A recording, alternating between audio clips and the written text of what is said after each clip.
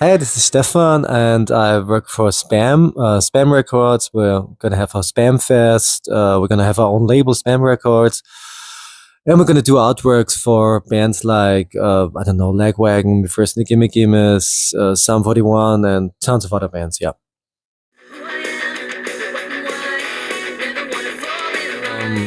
I never thought about doing art stuff. I grew up. My dad had a printing company. Mhm. So when I was 10 years old or 9 years old, I always sneaked into the office and started the computer and did some posters for local events, like not punk stuff and stuff like that. And then I really liked doing design, and then I did some internships and studied art and graphic design, and then I worked for some advertising companies. And I really liked this in the beginning, but after a couple of years, it was getting a little bit annoying to do all this advertising stuff for big brands, and you always come up with ideas, and sometimes the client has better ideas, but they're not that good. And then one time I went home from a party or something like that, and then I saw this posting of Joey Cape where he searched for some designs for his Australia tour and some kind of a competition. And then I did this artwork and sent it to him, and I won this competition. And then I thought, oh, this makes so much fun to do poster stuff and merch design. And then Joey Cape has a tons of bands. And then I did some stuff for Me First Gimme Gimmes and Lagwagon. They didn't ask for it. I just came up with some designs and sent it to Joey Cape as well. And they liked it. And then he invited me to Amsterdam to see Me First Gimme Gimmes. And then I met some other people, and this was kind of the starting point for doing art stuff. Yeah.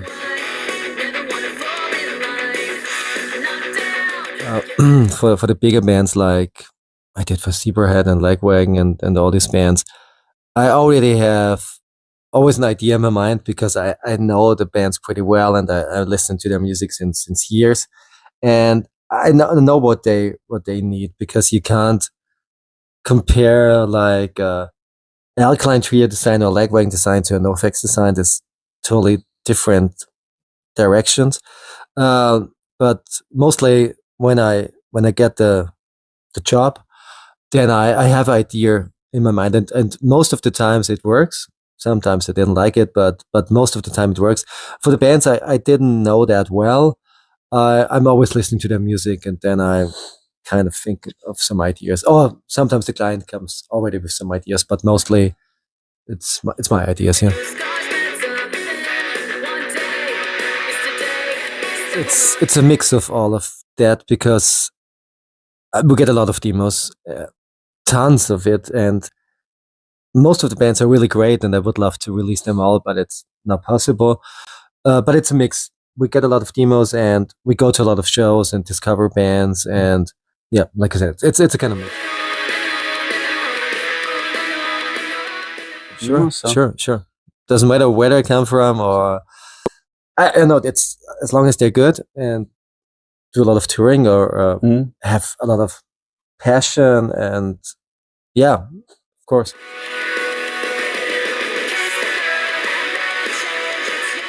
Yeah, it's a good idea, because using stuff and make something new out of it, it's a good thing. It's a good thing for our future. It's good for the environment. Yeah, it's a great idea. We also starting to do this right now, because we have tons of backdrops and side banners from all these festivals we did, and now we're gonna make bags out of that, and so we can reuse it and don't have to throw them away. Nice. So yeah, I love the idea of doing secondhand stuff. Yeah.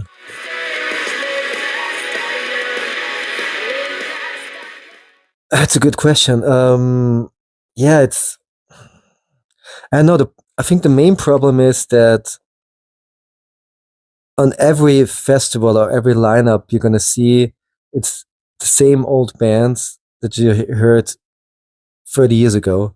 It's switching every year. One day you're gonna see one year you're gonna see Pennywise and I know Descendants headline, then the next year it's I know Melancholy and Lagwagon and all these bands. I think that's I like all these bands and I love all these bands, but it's hard for new groups to get a chance. And I think a couple of years ago there was this really, I don't know, there were tons of bands that I thought they're gonna get big, like the Flatliners and all these bands, but I don't know what it takes in Europe to get your name out there. It's really hard because there are tons of good bands like Mannequin Pussy, Destroy Boys, I don't know, even the Sniffers, all these bands like Against Me. We need all these bands on a punk rock lineup, but I don't know. I think the scene is pretty. The average age is around 40, so all these bands, all these people want to see like these old bands, and they really like the new bands, but you can't catch them. In my opinion, you can't catch them when you put on an unknown band like a diverse band on a headliner slot because they're just coming for the other bands. It's good if when all festivals gonna start bringing all these diverse and female acts into the lineup, so you're gonna go to the festival, see these bands, and you fell in love with them, and then probably in a couple of years they're gonna headline.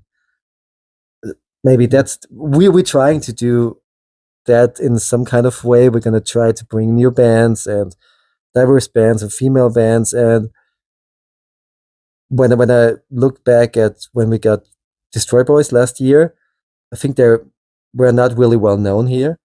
But a couple of months later, they played a show in Vienna and it was sold out. And I would love to have only female headliners at the festival, but it's not that easy because there are not that many, like the Interrupters, Distillers, Against Me. They're really great bands, but the problem is it's hard to get them for a festival.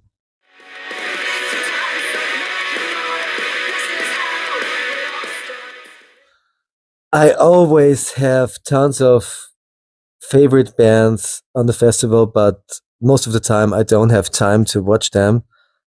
I had a festival where I didn't see any of the bands, and this time it was also a little bit stressful, but not as stressful as the years before because we went back to our home place, like the Alte Schlachthof, where we started. It was the second edition, but it was kind of the starting point for everything we did. And we know all the people there, and it's much easier to work something out there. But at the end, it's still stressful, and it was also a tough time because when we looked at the festival a week before, the weather forecast was pretty great, and then we had a horrible weather, and it sucks because a lot of people didn't show up because of the weather, and as a promoter, it's a tough time. And Goldfinger, I think we tried that for 6 or 7 years, and it was never possible. And this time it worked out, and it was one of the first bands I listened to because of Tony Hawk Pro Skater. When I get this computer game, and then there were Suicide Machines on it, and Lagwagon, and Goldfinger, and then I fell in love with Goldfinger. And it's like this super summer vibe, good time band. And then I had a couple of drinks, and then we kind of let us go. And it was cool too. I didn't for this 90 minutes. I wasn't promoted. I was just one of the biggest fans. Yeah.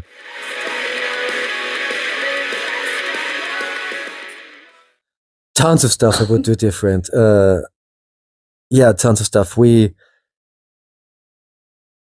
wouldn't go that big with the festival like we did the last 2 years because we tried something out, but it didn't work out. And it's hard to work with people that you haven't worked before, and now you're trying to make something big, and everyone is your friend, and then something doesn't run that smooth, then you don't see them anymore.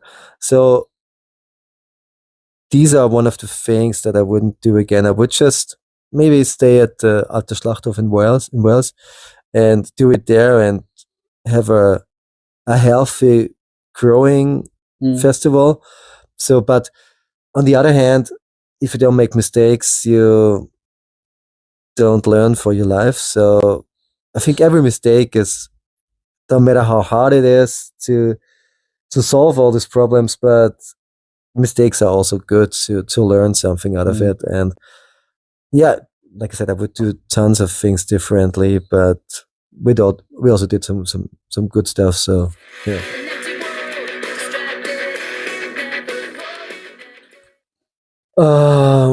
I would love to have the festival going on until I die, and bring some new bands every year, and keep it that small like it is right now, for 2,000 people a day. Have it sold out every year and having a good time, and signing tons of cool bands. And this is all we want to do, and just hanging out with friends and having this festival, trying to make a living out of it, and but also don't have that stress anymore that the cost is the big festival cost. Yeah, but keeping it small and having fun, and that's the hopes for the future. Yeah.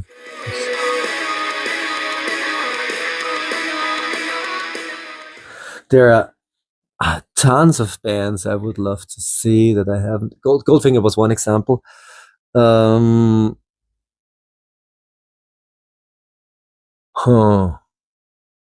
It's a tough one, because I could easily say Blink-182, because I would love to have them at Sbäm Fest, but not in this big dimension. I would love to see them in front of 1,000 people or 2,000 people, and this would be a great thing. Or also, I loved all these old Fat Records bands like Banner Pilot and Dillinger 4, and all these bands would be great to see live. Or I'm a really big Joey Cape fan. I love all his bands. I love his voice, and he's a really great guy. I think Bad Astronaut would be a great thing as well. Yeah.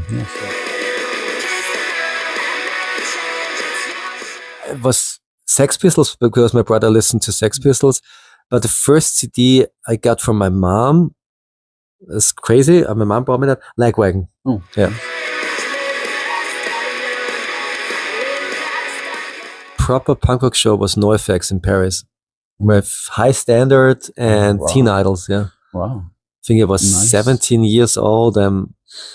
My brother and I drove to the show. He was driving because I didn't have a driver's license, and we just went there to the show, and we arrived around 2 hours or 1 hour before doors, and we left immediately after the show and drove home. It was crazy weekend drive. I think it was Lagwagon or NoFX. I don't know. One of these two bands. Yeah.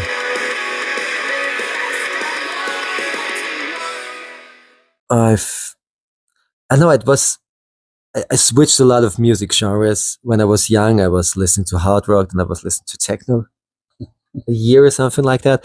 But punk rock was the only music that really catch me in a second. And you can be whoever you want to be. And sometimes I think it's the scene that all these people that don't fit in somewhere else come together and having a good time, because everyone is accepted or should be accepted. So punk rock was always for me, or the punk scene was always for me, like kind of family, like meeting your friends. All my friends are in the scene. So yeah, it's like coming home to your family.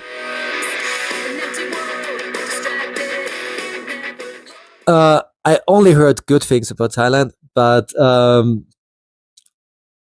I'm ashamed that I've never been there right now.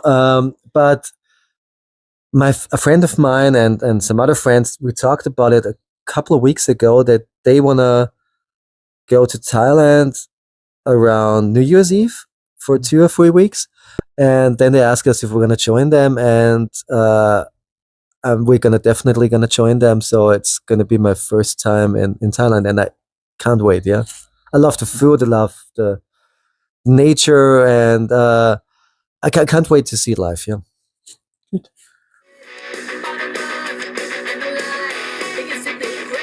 So you have the chance to win this master record. You just need to answer one question. And what was the first design I ever did? Yeah.